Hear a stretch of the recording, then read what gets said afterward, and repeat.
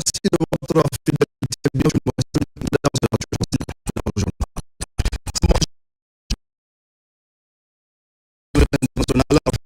ce soir sur l'un des moments symboliques, la remise des attributs du pouvoir, signification et portée à suivre dans cette édition d'information.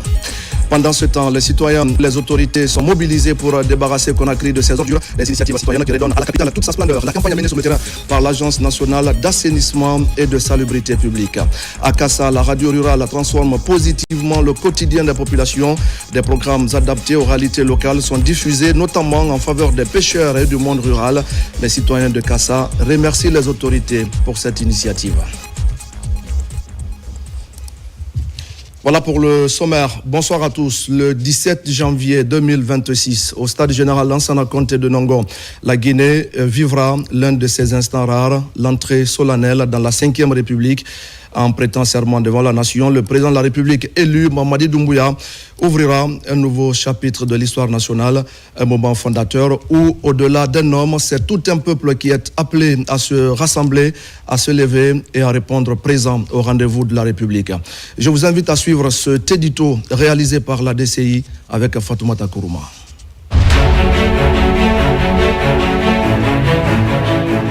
Il est des dates qui ne s'effacent pas. Il est des rendez-vous que l'histoire fixe, non pour un homme seul, mais pour tout un peuple. Le samedi 17 janvier 2026, au stade général Lansana Conté de Nongo, la Guinée s'apprête à franchir un seuil décisif. L'entrée solennelle dans la 5e République. Ce jour-là, le président de la République élu, son Excellence Mamadi Doumbouya, prêtera serment devant la nation et avec lui, c'est tout un pays qui tournera une page pour en écrire une nouvelle avec lucidité, ambition et responsabilité. Cet événement sera un acte fondateur, l'instant où le pays se regardera dans le miroir du monde.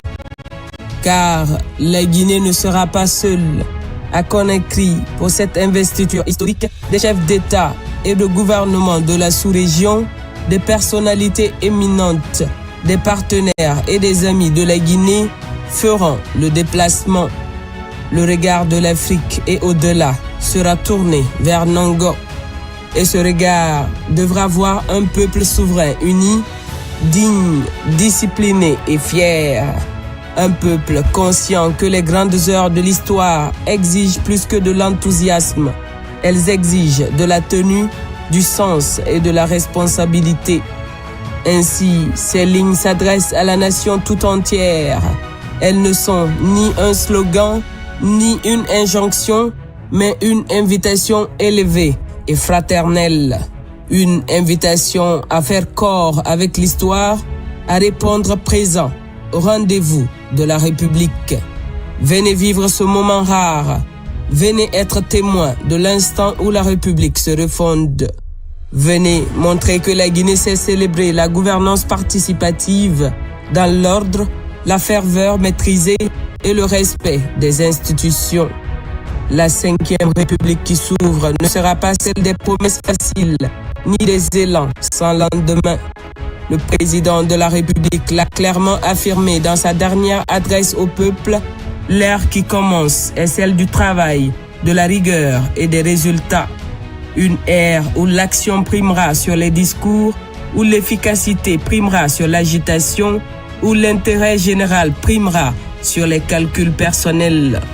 Autrement dit, sans fracas ni brutalité, le temps de l'insouciance est révolu. Le temps de l'engagement sérieux et durable s'ouvre devant nous. Cette investiture préparée avec méthode, exigence et sens de l'organisation est déjà porteuse de sens. Tout indique que la cérémonie sera grandiose, à la hauteur de l'enjeu historique qu'elle incarne. Mais la grandeur d'une nation ne se mesure pas qu'à la solennité de ses cérémonies. Elle se mesure à la maturité de son peuple. La 5e République ne sera pleinement vivante que si chaque Guinéenne et chaque Guinéen en devient le garde.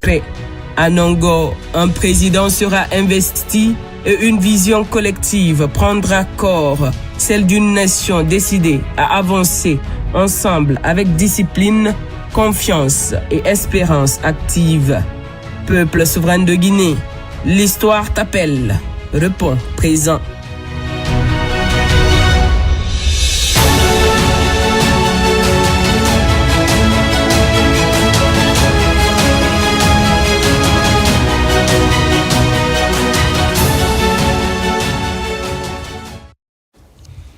Merci à Fatoumata Kourouma. Et puis, grande prière du vendredi à la mosquée Faisal. Le président Mamadi Doumbouya, en communion avec les fidèles, le chef de l'État, a effectué la grande prière du vendredi en partageant ce moment sacré avec ses compatriotes.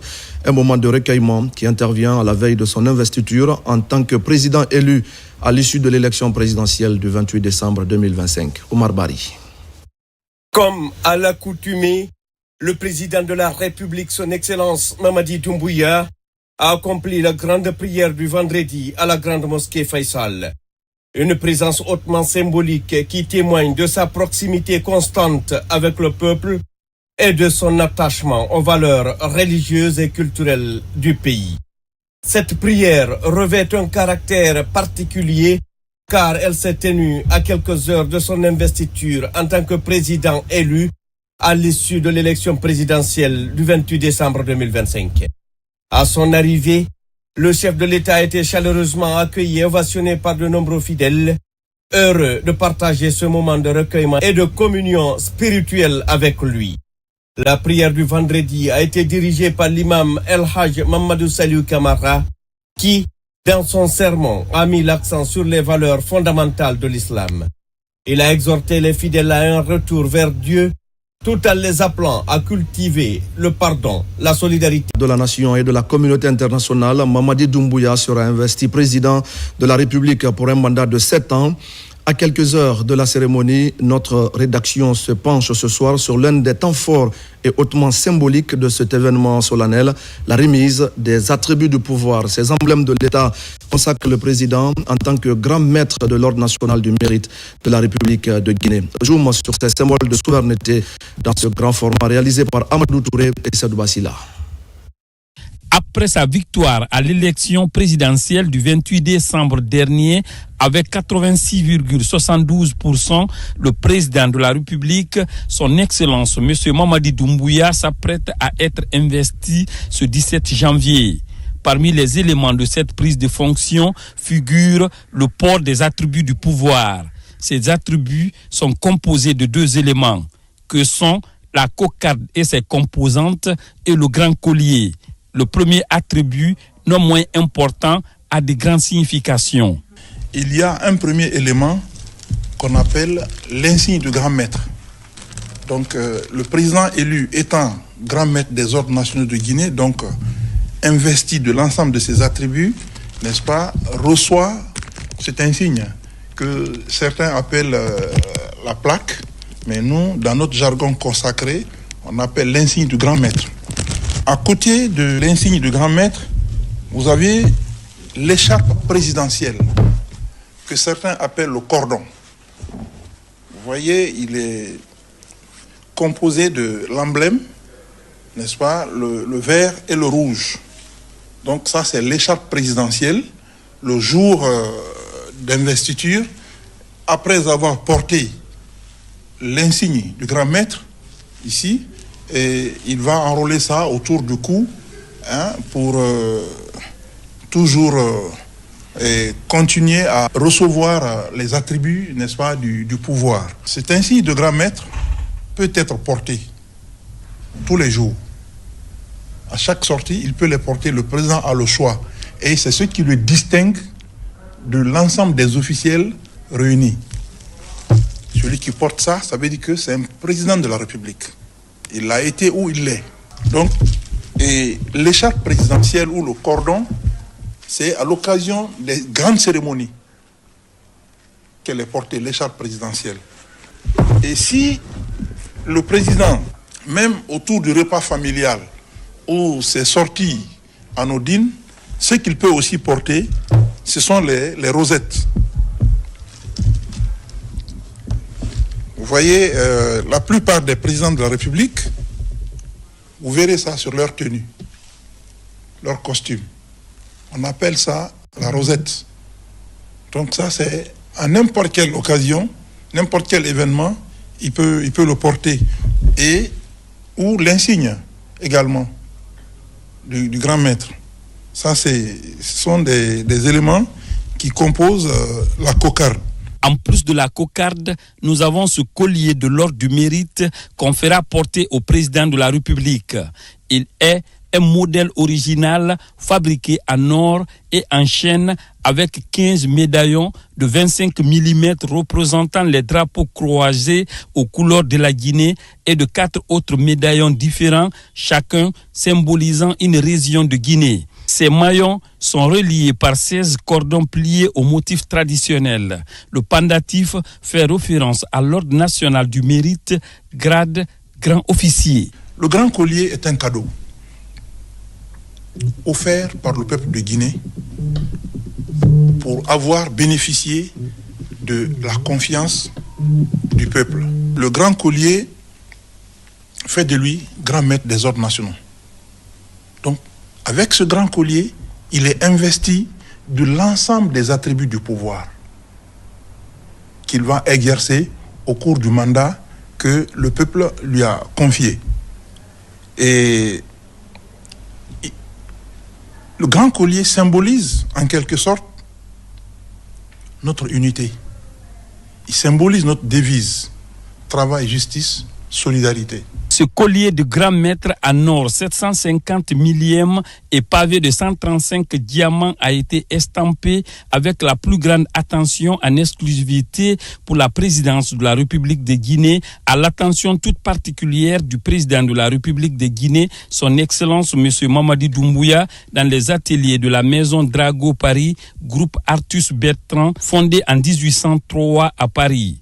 Ce coffret a été réalisé selon le savoir-faire traditionnel et mondialement reconnu de la Maison Drago Paris et a fait l'objet d'une attention toute particulière lors de sa réalisation. Merci Amadou Touré pour le grand format de ce soir. La Guinée s'apprête donc à consacrer demain son premier magistrat. Le chef de l'État prêtera serment revêtu de sa charge pour un mandat de 7 ans. Et c'est donc le stade général Lansana Conté de Nongo qui va abriter la cérémonie. Sur les lieux, les travaux d'embellissement et de réfection des voiries sont bouclés. Une belle image à la hauteur de cet événement historique. Abakar Junior Kamara. L'événement est de taille. Les préparatifs vont bon train.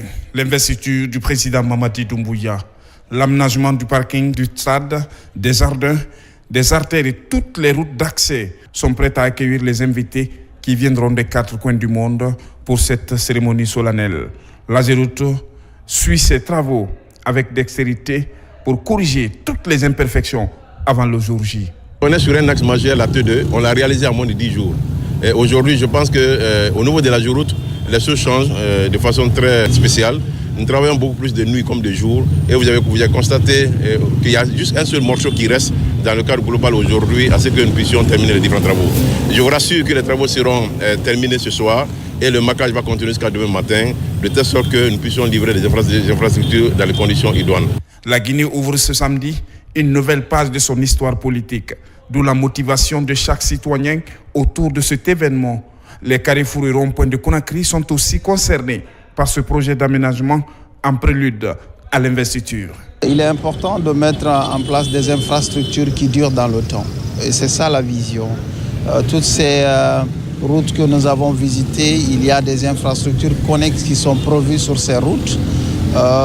Après l'investiture, je pense que nous allons continuer encore à travailler sur ces routes pour mettre des caniveaux, mettre des pavés sur ces routes, permettre quand même à la population d'avoir des routes sécurisées. Nous avons à peu près 200 à 250 mètres linéaires à appliquer aujourd'hui pour le raccordement entre le carrefour de rond-point de Kosa et ses intersections. Ce que nous faisons en sorte que la route puisse encore prendre un peu plus d'années. Il est sûrement appelé à refaire complètement la route. Mais aujourd'hui, nous faisons en sorte que les usagers puissent être un peu plus à l'aise sur la route. Des entreprises et même le génie militaire, tout le monde fait sa partition pour la réussite de la cérémonie de prestation de serment du président de la République, Mamadi Doumbouya. C'est dans un climat d'effervescence que Conakry, paré de ses plus beaux atours, s'apprête à accueillir les hôtes du monde venus saluer la continuité républicaine. Alors si la capitale est belle, c'est grâce en partie aux initiatives de l'Agence nationale d'assainissement et de salubrité publique. Sur le terrain, l'ANASP, les autorités et les citoyens fournissent des efforts pour débarrasser Conakry de ses ordures. On fait le point avec Abraham Christophe Conté.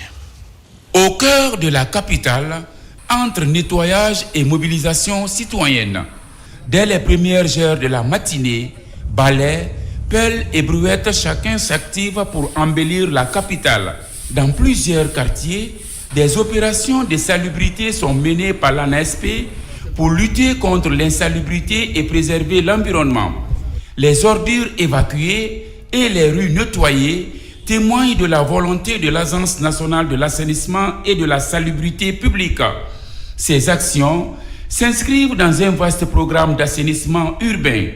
Mais au-delà des services publics, la population est également appelée à jouer sa partition. De 20h à 5h du matin, on arrive à mobiliser plus de 5000 jeunes pour assainir Conakry. Et cette synergie d'action entre le gouvernorat, l'Agence nationale de l'assainissement et de la salubrité publique, sous la coordination du ministre de tutelle Abakar Kamara, et toutes les artères ont été assainies. Et notre objectif maintenant, c'est de garder cette dynamique parce qu'aujourd'hui, la salubrité publique, c'est une question de santé publique et de beauté de notre pays. Et avec l'avènement de la 5e République, à travers l'investiture, il y a beaucoup d'étrangers qui vont venir dans notre pays. La jeunesse qui constitue plus de 70% de la population a pris conscience d'accompagner l'agence, d'accompagner le ministère, d'accompagner le gouvernorat et l'ensemble des communes pour rendre notre capitale propre. L'embellissement passe aussi par l'aménagement des espaces verts, la peinture des façades et l'entretien des axes routiers. Des initiatives qui contribuent à améliorer le cadre de vie et à renforcer l'attractivité de la capitale. Si on va à la ville, c'est propre comme ça. Vraiment, je sais que vraiment il y a du travail. Nous, on apprécie très bien. On ne voulait pas maintenant voir les ordures sur la route maintenant. C'est ça qu'on veut quoi. On veut maintenant que ça soit propre. Vraiment, si c'est propre, ça nous fait plaisir. Faire de Conakry une ville propre et embellie est un combat de tous les jours pour l'Agence nationale de l'assainissement et de la salubrité publique, ANASP. Un objectif ambitieux mais atteignable à condition que chacun adopte les bons gestes pour un environnement sain et durable. L'investiture du chef de l'État, le président Mamadi Doumbouya, marque le passage de flambeau d'une ère à une autre, célébrée sous les yeux d'une communauté internationale conviée à en être le témoin. Direction Kassa, où les populations saluent l'impact positif de la radio rurale sur leurs activités quotidiennes. La radio des îles de l'Os, plus connue sous le nom de la Voix des Insulaires, se distingue par des programmes dédiés aux pêcheurs, au monde rural et aux communautés insulaires, tout en restant proche de la capitale. Des actions de développement appréciées des populations, comme le montre ce reportage de Tierno Ousmane Diallo.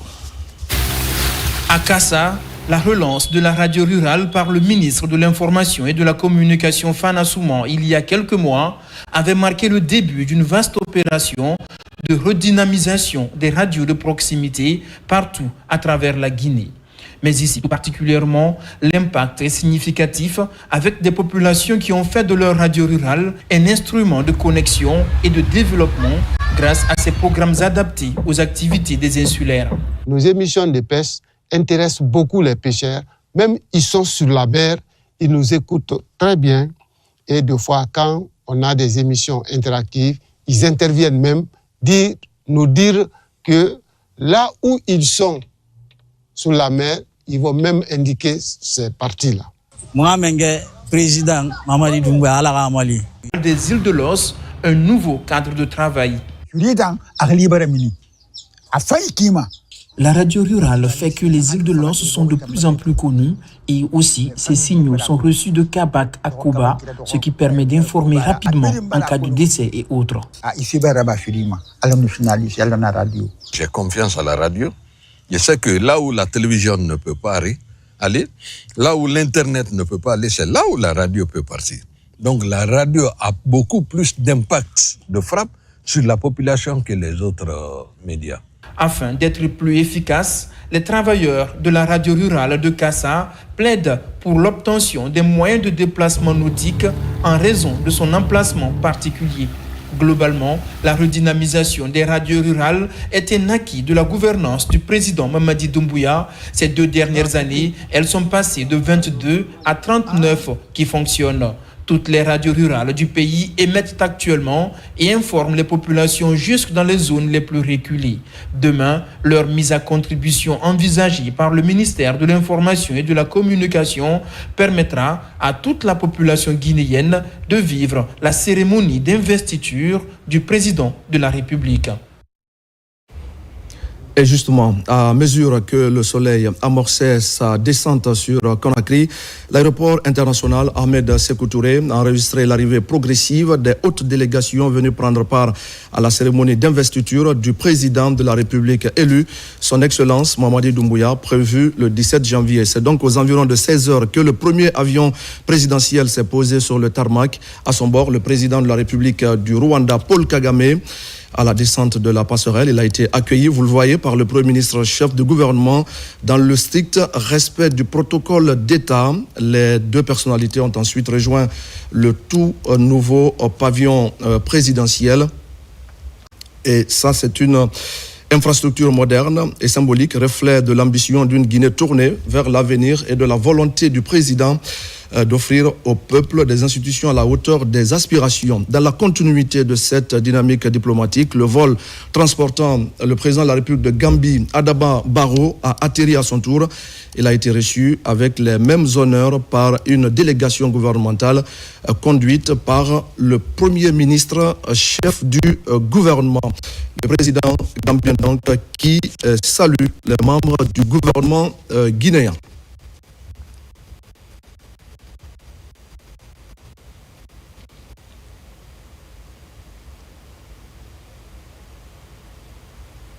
Et peu après, c'est le président de la République gabonaise, Brice Clotaire Oligui Nguema, qui a foulé le sol guinéen, renforçant la dimension panafricaine de l'événement. Le voici donc en image à sa descente d'avion, toujours accueilli par le Premier ministre chef du gouvernement. Et quelques instants plus tard, enfin, l'avion transportant le président de la République islamique de Mauritanie, Mohamed Ould El Ghazouani, s'est posé sur la piste de l'aéroport Ahmed Sékou Touré, selon toujours le même cérémonial protocolaire.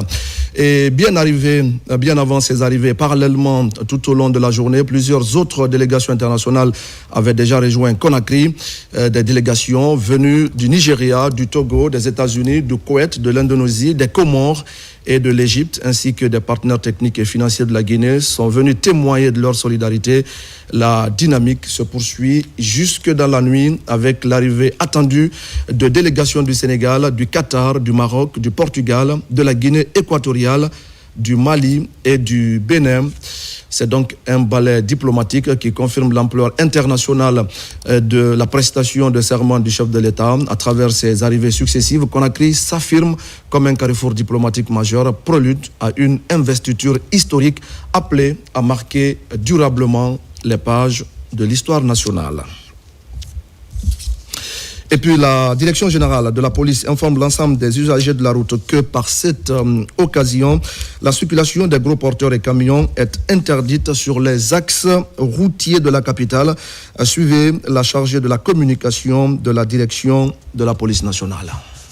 Dans le souci d'assurer la fluidité de la circulation routière et de préserver la sécurité des usagers, la Direction centrale de la police routière informe les structures syndicales et l'ensemble des citoyens et usagers de la route qu'il est strictement interdit à tous les gros porteurs et camions de circuler à compter de ce vendredi 16 janvier 2026 à 0h jusqu'au dimanche 18 janvier 2026 à 0h dans la capitale Conakry. Par ailleurs, la Direction centrale de la police routière informe que tout stationnement gênant sera formellement réprimé. À cet effet, les véhicules en infraction stationnés dans les zones suivantes seront traqués, enlevés et déposés dans les fourrières. Il s'agit de Kaloum, Matam Autoroute, Aéroport international Ahmed Sékou Touré de Conakry, Yimbaya Tannerie, Koza, Nongo Carrefour Pied dans l'eau, Kaporo Centre émetteur, Taouya, Amdalaï, Donka Faisal, pour 8 novembre.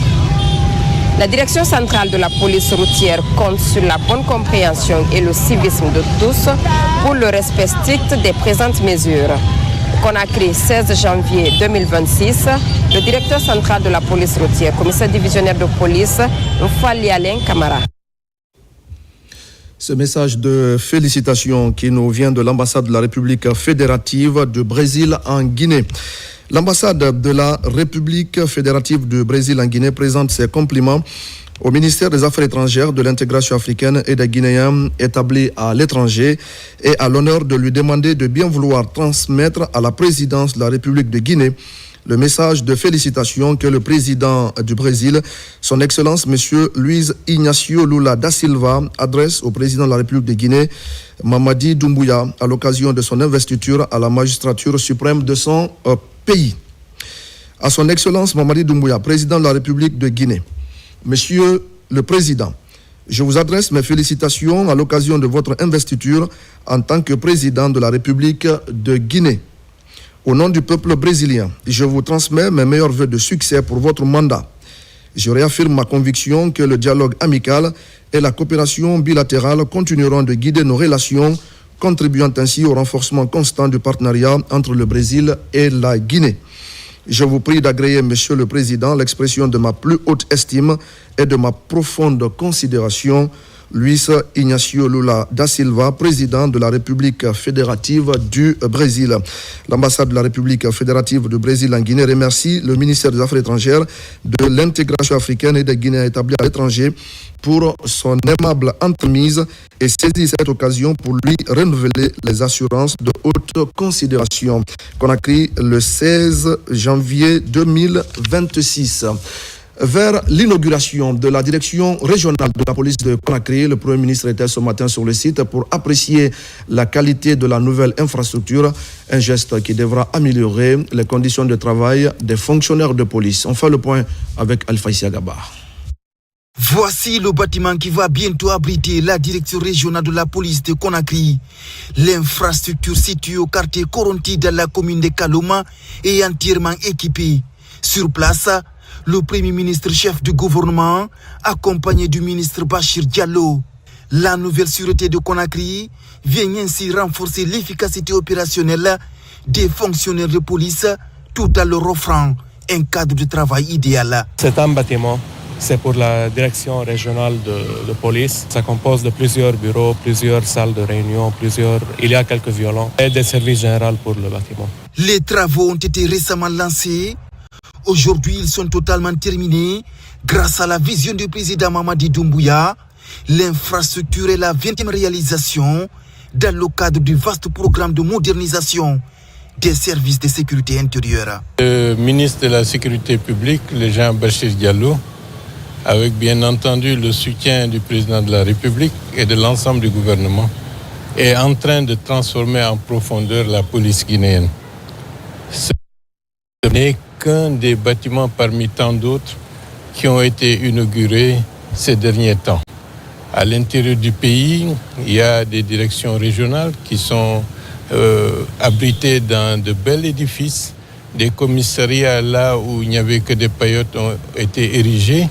En d'autres termes, il y a une transformation progressive, vraiment concertée pour que la police guinéenne soit dans les locaux adaptés à sa mission pour une restauration de l'image de la police auprès de l'opinion guinéenne. La construction de la direction régionale de la police de Conakry témoigne de la volonté des pouvoirs publics à doter l'administration des moyens adéquats, ce qui va garantir la sécurité de proximité au service des populations à la base. Bonne nouvelle également dans la région administrative de Farana avec l'inauguration officielle de l'hôtel des finances. Cette infrastructure moderne dotée de toutes les commodités requises vient renforcer les capacités de l'administration économique et financière de la région. La cérémonie a été présidée par le ministre de l'économie et des finances, Ibrahima Oulé Fofana, Mamadi Gassama et Silati Kourouma.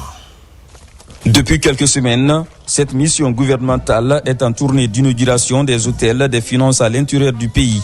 Ici, dans la région de Farana, le ministre de l'économie et des finances, Mourana Souma, accompagné de son collègue de la pêche, arrive à Tindo.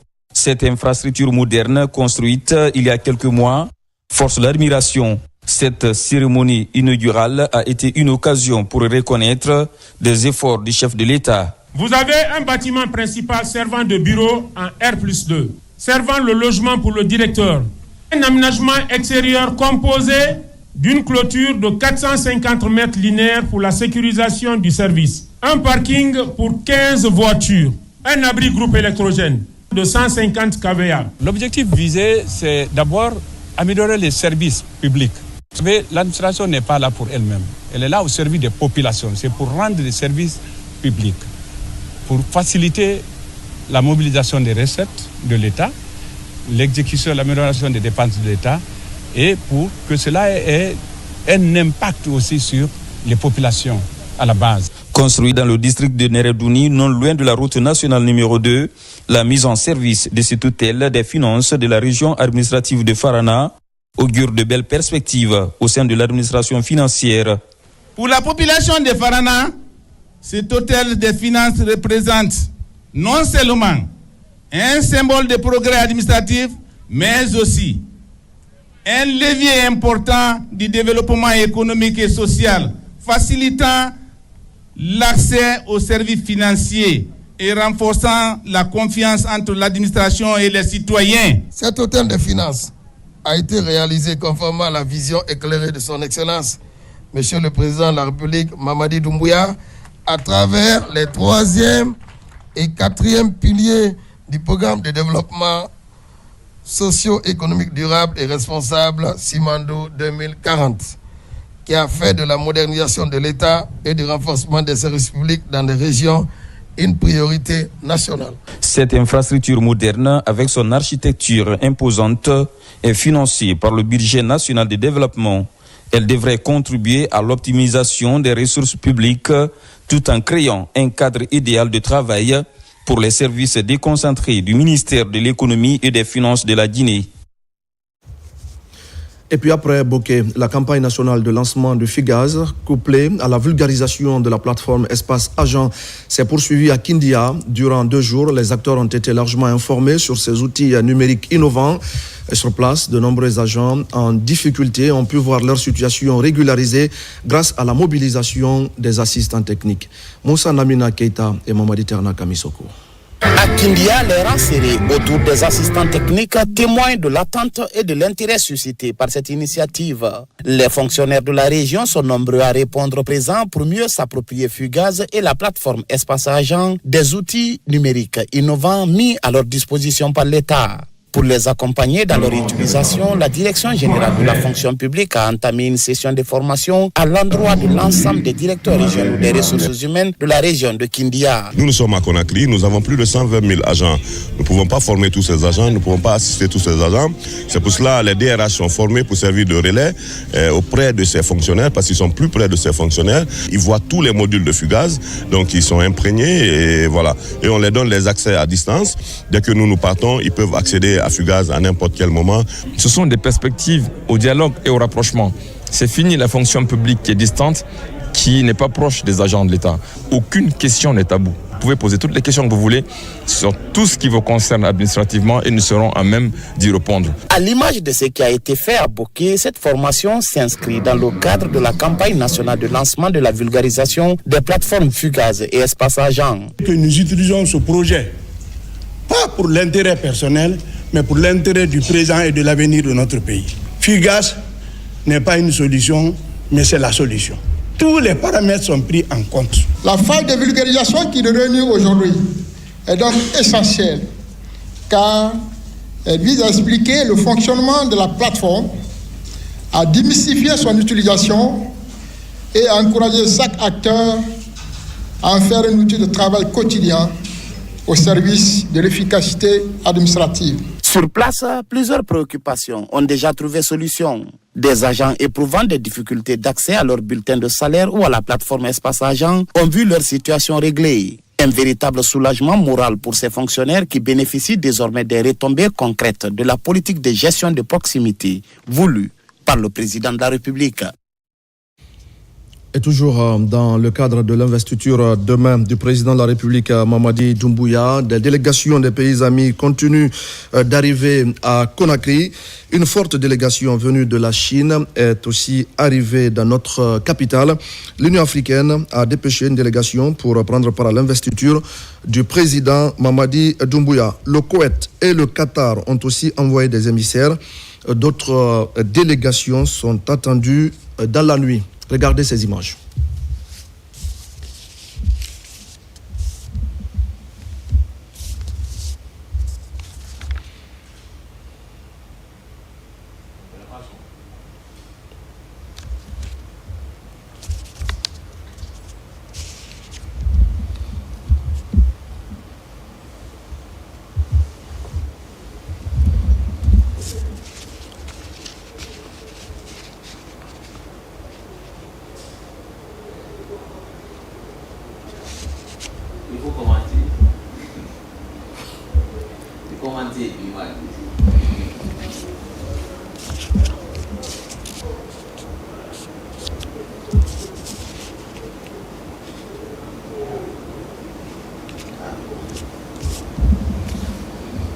Un peu reprendre l'expo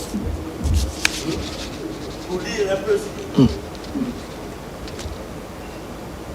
Voilà donc ces séquences qui marquent donc l'arrivée à Conakry de cette délégation des pays amis, je le disais tout à l'heure, une délégation venue de Chine et donc dans nos murs. L'Union africaine a également dépêché une délégation pour assister demain à la prestation de serment du chef de l'État Mamadi Doumbouya.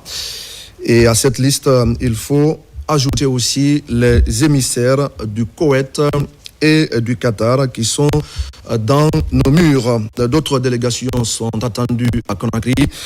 La cérémonie de prestation de serment va donc se dérouler demain au stade général Lansana Conté de Nongo. Dans le reste de l'actualité, la Chambre des mines de Guinée entend désormais impulser et opérationnaliser une nouvelle dynamique au-delà de sa mission historique. En phase avec les orientations actuelles du secteur minier guinéen, l'institution affiche de nouvelles priorités stratégiques visant à accompagner les réformes en cours et à renforcer la gouvernance du secteur. Mariam Kamara. La Chambre des mines de Guinée affiche une toute nouvelle dynamique pour répondre aux défis du moment. Cette institution tourne une page à une étape où les attentes envers le secteur minier, l'un des piliers de l'économie nationale, n'ont jamais été aussi fortes. C'est un processus qui a commencé et qui va continuer. Et le nouveau directeur exécutif va prendre fonction avec des objectifs stratégiques précis, clairs, atteignables, qui sont smart, comme on dit. Et sa feuille de route sera articulée autour de ces objectifs-là.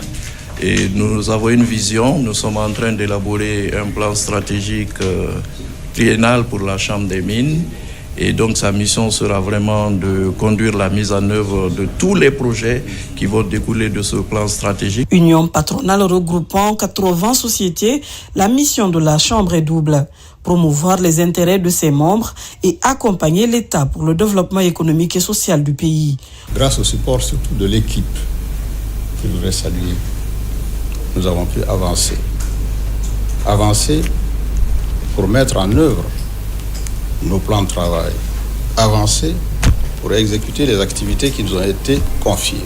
Nous prenons la Chambre des mines à un moment où le contexte est vraiment très particulier, un contexte où le secteur a plus d'attention et il y a plus d'attentes sur le secteur pour le développement de la Guinée. Donc cela demande de la responsabilité, cela demande du calme, cela demande du dialogue. Un moment crucial où la Chambre des mines se réinvente pour un secteur en pleine mutation. Le succès de cette nouvelle dynamique affichera sa capacité à faire de la Guinée un acteur majeur de la transition minière, non plus seulement comme fournisseur, mais comme transformateur de sa propre richesse.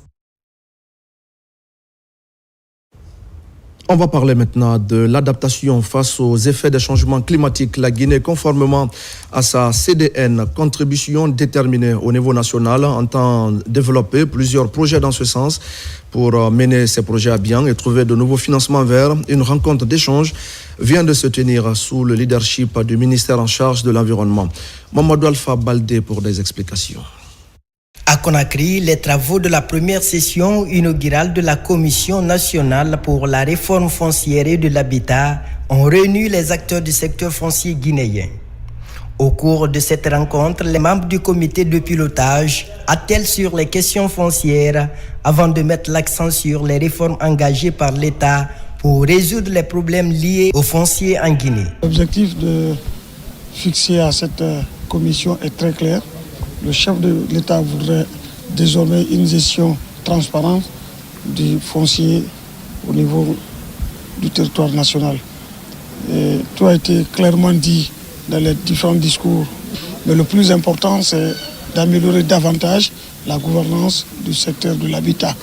On va essayer, n'est-ce pas, d'élaborer et de mettre en place toutes les solutions qu'il faut, n'est-ce pas, mettre afin que les solutions puissent être trouvées. Et après, procéder, n'est-ce pas, donc à leur application sur le terrain. Pour une gestion saine du secteur foncier guinéen, les réformes en cours se poursuivront selon la vision de l'État. Le comité de pilotage se consacrera à l'adoption du règlement intérieur de fonctionnement de la Commission nationale et des 2 projets d'arrêté également qui vont être examinés. Et après l'examen de ces 2 projets d'arrêté, depuis quelque temps, le ministère de l'Urbanisme était engagé avec les autres ministères sectoriels dans l'élaboration de la politique nationale foncière. Donc la Commission nationale de réforme foncière et de l'habitat aura comme première activité l'analyse et l'adoption de ce document de politique nationale foncière avant sa soumission. Pour faire le point des réformes dans le secteur foncier, cette première session est marquée par un partage d'expériences professionnelles entre les membres du comité et les différentes parties prenantes de la chaîne de gestion foncière. Voilà, mesdames et messieurs, vous l'aurez donc compris, c'était le compte-rendu de Nabil Moussa Kamara sur des réformes dans le domaine de la gestion financière en Guinée. L'actualité, c'était donc la première session du comité de gestion qui a donc parlé des défis liés à ce secteur. On va revenir sur l'élément que je vous annonçais tout à l'heure, c'est justement la gestion des effets des changements climatiques. La Guinée, conformément à sa contribution déterminée au niveau national, entend donc développer plusieurs projets dans ce sens. Une rencontre d'échange vient de se tenir sous la responsabilité du ministère de l'Environnement. Mamadou Alpha Baldé. Pour les pays à faible empreinte carbone et vulnérables au dérèglement climatique comme la Guinée, l'adaptation au changement climatique demeure la principale priorité. Ici, spécialistes et autres acteurs du secteur échangent sur la prise en compte du volet adaptation dans les projets de développement à tous les niveaux. L'adaptation, comme j'aime le dire, n'est pas une option stratégique de développement. L'adaptation est une partie intégrante d'un développement intelligent, un développement qui est durable, surtout pour les pays à maigre ressources comme la Guinée. Il faut que nous nous développions de façon intelligente en tenant compte des impératifs des changements climatiques. Vous savez, il y avait divers représentants à la fois du ministère de la Pêche, de l'économie maritime, évidemment du ministère de l'Environnement, du Développement durable, mais également des représentants de la société civile avec Guinée Écologie. Et toutes ces personnes-là contribuent à lutter contre les effets du changement climatique avec, par exemple, la restauration de la mangrove qui est absolument essentielle pour les populations de Basse-Guinée, mais pas que, pour le monde entier. Avec la mise en place de nouveaux mécanismes et la création de nouveaux fonds pour accompagner les projets d'adaptation, un panel d'experts permet d'améliorer les connaissances des porteurs de projets au niveau local. C'est aussi l'adaptation pour vraiment permettre aux acteurs d'échanger avec des spécialistes non seulement sur les questions liées au financement de l'adaptation, à la mobilisation des ressources financières pour la mise en œuvre des projets d'adaptation, mais aussi des acteurs de terrain qui sont sur des projets d'adaptation au niveau de la Guinée. Avec le renforcement du dispositif d'adaptation aux effets du changement climatique, la Guinée compte ainsi accélérer de façon concrète la mise en œuvre de sa contribution nationale déterminée, Sidienne.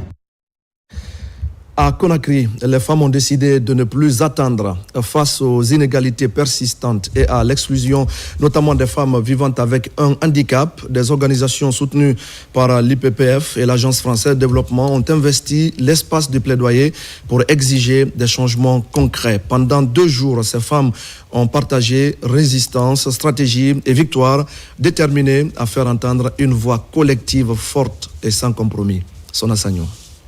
À Conakry, le réseau ouest-africain des femmes handicapées, ROFA, organise une rencontre stratégique de haut niveau. Cette initiative vise à améliorer les conditions de vie des femmes en situation de handicap et à renforcer la lutte contre les violences basées sur le genre en Guinée. L'objectif, c'est de partager nos expériences en matière de plaidoyer dans le cadre de la protection des droits des femmes, mais y compris celles en situation de handicap, mais aussi créer un espace de réseautage entre ces organisations à l'effet de créer de nouvelles dynamiques, de créer de nouvelles synergies qui puissent leur permettre d'accroître leur impact sur le terrain, notamment en matière de protection des droits des femmes handicapées et des femmes en général en République de Guinée. La plupart sont vers la fin de leur projet où on finit.